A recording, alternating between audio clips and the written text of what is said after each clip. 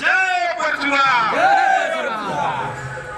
मंच पर विराजमान हमारे सभी वरिष्ठ जनों का मैं हृदय से अभिनंदन और स्वागत करता हूं एवं सभी भाइयों का बहुत बहुत स्वागत करता हूं और प्रणाम करता हूं।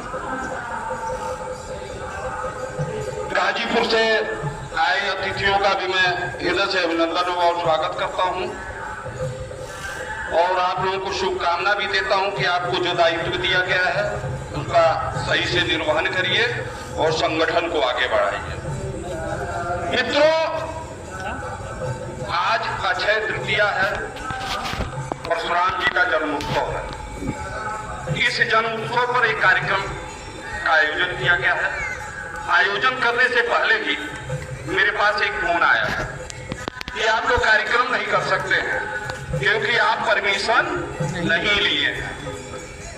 मैंने उस अधिकारी को बोला, किसी की मां इतनी दूध नहीं पिलाई है कि कार्यक्रम करने से रोक दे।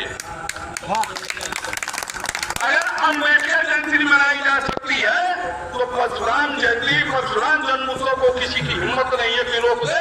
और अजीत पांडे का कारवा है, बीएसएफ परशुराम सेना का कारवा है। इसको रोकने के लिए अगर खून बहाना पड़े, अगर कोई रोकेगा तो खून बहेगा, जेल जाना पड़ेगा, जेल भी जाऊंगा, लेकिन इसको रोका नहीं जा सकता। मित्रों, हमारे बीच में वरिष्ठ बहुत पुराने बाबा जी, पिताजी का लीजिए, गोपाल तिवारी जी बैठे हुए हैं। ब्राह्मण संगठन को एक करने के लिए, ब्राह्मण संगठन को एक करने के लिए उन्होंने एक प्रतिज्ञा लिया। छोड़ दीजिए, उन्होंने एक प्रतिज्ञा लिया कि जब तक मऊ जनपद के सभी ब्राह्मण संगठनों को मैं एक नहीं कर लेता हूं तब तक मैं अन्न नहीं ग्रहण करूंगा। आप लोगों के बीच बैठे हुए हैं, राजेश पांडे जी भी हैं हमारे, और संगठन को करते हुए हम लोगों को 15-20 साल हो गया। मैं पूछना चाहता हूं कि आपके ये जनपद के जो भी संगठन चल रहे हैं, क्या वो लोग बात को आपकी माने? आप वरिष्ठ हैं, सबसे निवेदन किए होंगे कि सभी संगठन एक मंच पर आना चाहिए। मैं सहमत हूं। आज भी पहले हुआ, हमको फोन करके बाबूजी ने कहा कि बाबू एक बात है कि अगले साल से जो परशुराम जयंती मनेगी, परशुराम जी का जन्मोत्सव मनेगा, मैं आपसे भी आग्रह करूंगा कि मैं जहां कहूंगा वही मनेगा। मैं आज इस मंच के माध्यम से आपको आश्वासन देता हूं कि आप जहां कहेंगे वहीं परशुराम जी का जन्मोत्सव मनेगा। सही है, ये मेरा वादा है। आप जहां कहेंगे वहीं मैं मनाऊंगा। लेकिन मित्रों, एक बात मुझे बहुत खलती है, जनपद में इतने संगठन चल रहे हैं। 2 साल पीछे मैं जाता हूं, 2 साल पीछे मैं जाता हूं, यही मऊ दीवानी कलेक्ट्री में बहुजन मुक्ति मोर्चा द्वारा एक आह्वान किया जाता है।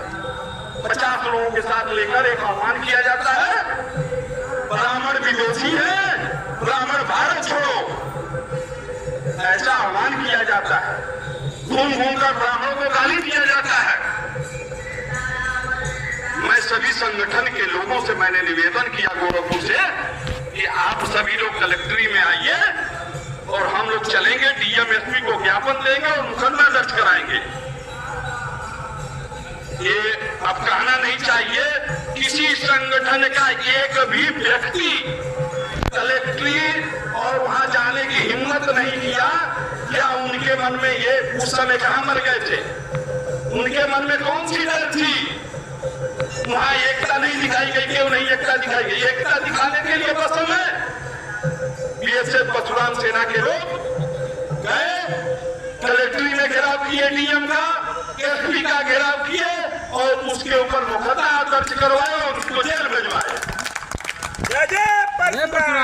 संगठन पीछे चल रहे हैं मऊ जनपद में, लेकिन कहीं अगर ब्राह्मण को गाली दिया जाता है, ये संगठन वाले मर गए हैं, किसी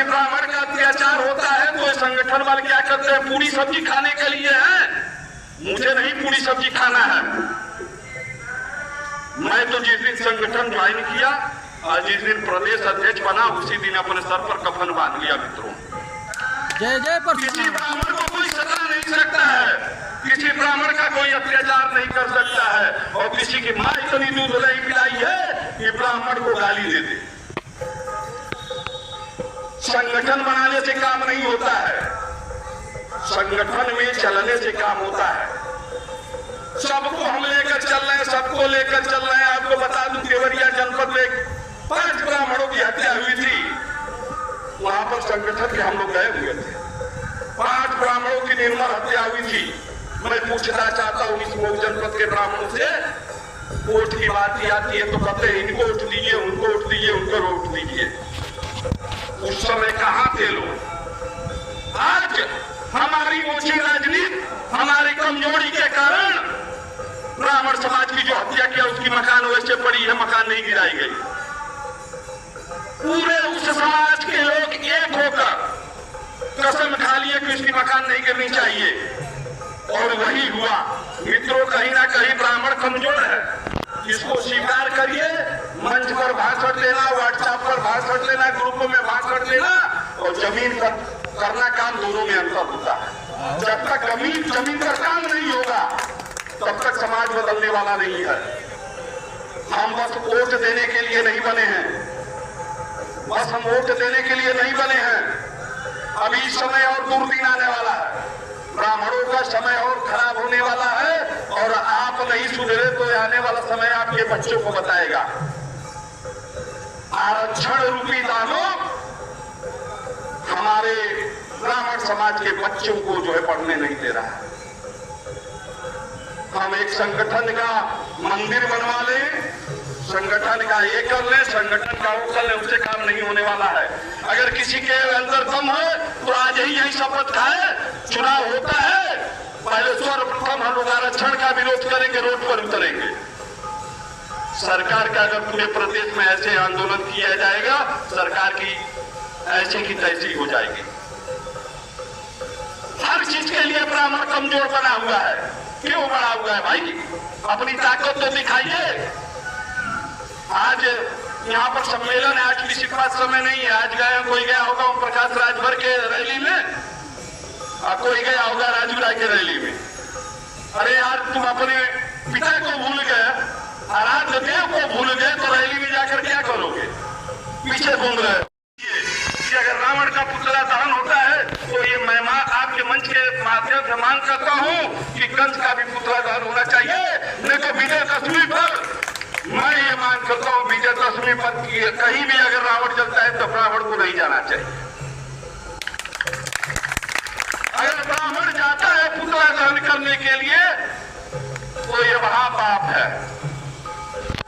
हम अपने पिता का पुतला फूकते हैं तो काम क्रिया करते हैं, तो हम उनका पुतला क्यों फूके रावण का? भाई, अगर रावण का पुतला फूकते हैं तो कंस का भी पुतला फूकना चाहिए। अपने अंदर एक क्रांतिकारी ऊर्जा लाइए। हमारे अभी दिलीप पांडे जी बैठे, इनको फेसबुक पर मैं देखता हूँ, कहीं न कहीं आप पहले समाजवादी पार्टी से जुड़े हुए, पार्टी से जुड़े हुए थे समाजवादी पार्टी। जिस पार्टी का नाम ले रहा हूं उचित नहीं है। हर पार्टी में ये नहीं कि भारतीय जनता पार्टी में ब्राह्मणों का अपमान हो रहा है, हर पार्टी में ब्राह्मणों का अपमान हो रहा है। टिकट मांगे, इनको टिकट नहीं दिया गया, यही था ना मामला। क्योंकि ब्राह्मण बस उनके पीछे घूमने के लिए है। मित्रों, आप, मेरे कहने का मतलब बस यही है कि आप जहां जिस पार्टी में रहिए, जिस दल में रहिए, निष्ठा के साथ रहिए, लेकिन पीछे घूमने का मत काम करिए, नेतृत्व करने का काम करिए। जिस दिन आप नेतृत्व करेंगे उस दिन ये छोटे भैया नेता अपने आप जो है पीछे हट जाएंगे। आज लोग कह रहे हैं ओम प्रकाश राजभर, ओम प्रकाश राजभर, ओम प्रकाश राजभर। ओम प्रकाश राजभर का विरोध तो भूल जाते हैं, लेकिन ओम प्रकाश राजभर ने एक काम किया, अपनी जात के लोगों का एक कर दिया। हम अपनी जात के लोगों को एक करने में नाकाम हैं। यही ये कोपागंज की धरती है, अगल बगल कई गांव ब्राह्मणों के हैं। ये कोपागंज कस्बा में ब्राह्मणों के हैं। लेकिन यहाँ तो ये है समस्या, सबसे बड़ी समस्या है कि भैया अजीत पांडे आगे न बढ़ जाए। समस्या तो ये है कि एक ही टिकट न मिले। भैया मैं ये भोलेनाथ का मंदिर है, हमको टिकट की कोई आवश्यकता नहीं है। हम तो बस ब्राह्मण समाज के लिए मरते हैं, ब्राह्मण समाज के लिए मरेंगे और एक एक ब्राह्मण समाज के लिए जब भी जरूरत पड़ेगी, 12 बजे रात को जरूरत पड़ेगी, उसके लिए मैं चलने के लिए तैयार रहूंगा, खड़ा रहने के लिए तैयार रहूंगा। कुछ राजनीतिक पार्टियां हैं मित्रों, और कुछ हमारे राजनीतिक बड़े भाई हैं, उनका मैं नाम नहीं लेना चाहूंगा। उनको पता नहीं क्यों है, हमसे डर सताता है इनको। जैसे कुछ लोगों को ओम प्रकाश राजभर दिखाई देते हैं, सपने में से दिखाई देते हैं, उन बड़े भाइयों को मैं भी 12 बजे रात को सपने में दिखाई देता हूं। उनको भी 12 बजे रात को मैं दिखाई देता हूं और उन बड़े भाइयों से कह दूं कि मैं वो हूं कि अगर मुकाबला करना हो तो आमने सामने जब करना हो कर लीजिए, उसके लिए मैं तैयार हूं। इसके पीछे तो गाली सबको सब लोग देते हैं। और आपसे निवेदन करूंगा, उन बड़े भाइयों से ये भी निवेदन करूंगा कि जिस समय ब्राह्मण कोई मदद करने के लिए जाता है तो आप पद पर बैठे हुए ब्राह्मण की मदद नहीं करते, एक दूसरी बिरादरी की मदद करते हैं। और समाज के हितैषी बने हैं ऐसे लोग। समाज में हितैषी ऐसे काम नहीं चलेगा। अगर जितने ब्राह्मणों की मैं मदद किया हूं, जितने ब्राह्मणों का नाम गिना दूं, पैजामा ढीला हो जाएगा उन बड़े भाइयों का। कई गांव ऐसे हैं जहां 2-4 घर ब्राह्मण हैं, उन ब्राह्मणों की दशा क्या है उसको हम लोग जानते हैं, पंकज तिवारी जानते हैं। यही पर एक गांव है फतेहपुर ताल नरजा। उस गांव में ब्राह्मणों की क्या दशा थी, अगर हम लोग खड़ा नहीं होते तो ब्राह्मणों को पता चल जाता। आज वहां के ब्राह्मण चैन की नींद सोते हैं। और ये नेता जो है ना, जो बड़ा बड़ा गमछा लगा के घूम रहे ब्राह्मण समाज के हितैषी बने हैं, वो किसी को पूछने वाले नहीं है। मित्रों, ये बीएसएस परशुराम सेना संगठन मऊ जनपद में ही नहीं काम करता है, पूरे प्रदेश में काम करता है।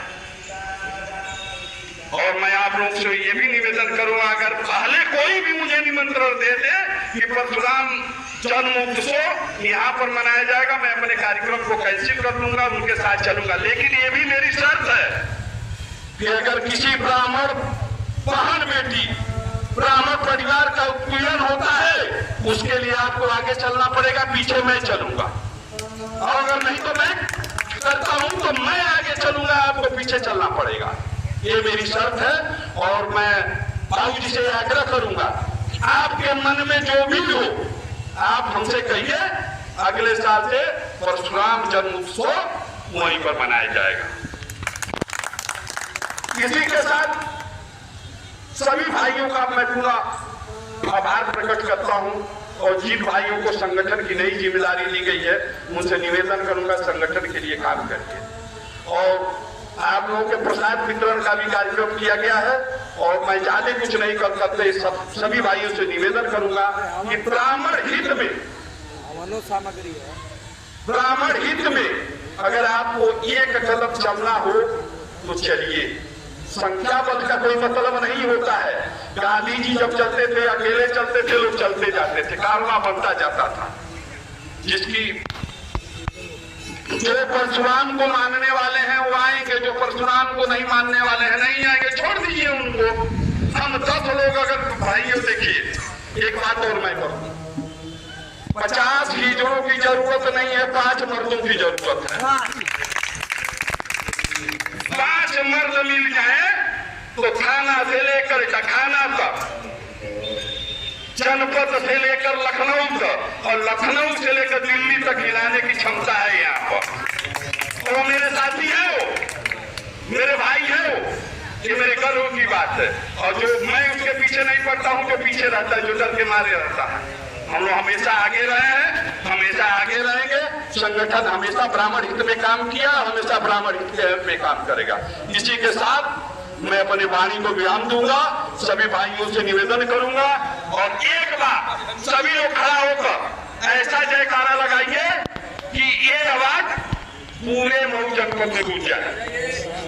सभी लोग जय पथुआ।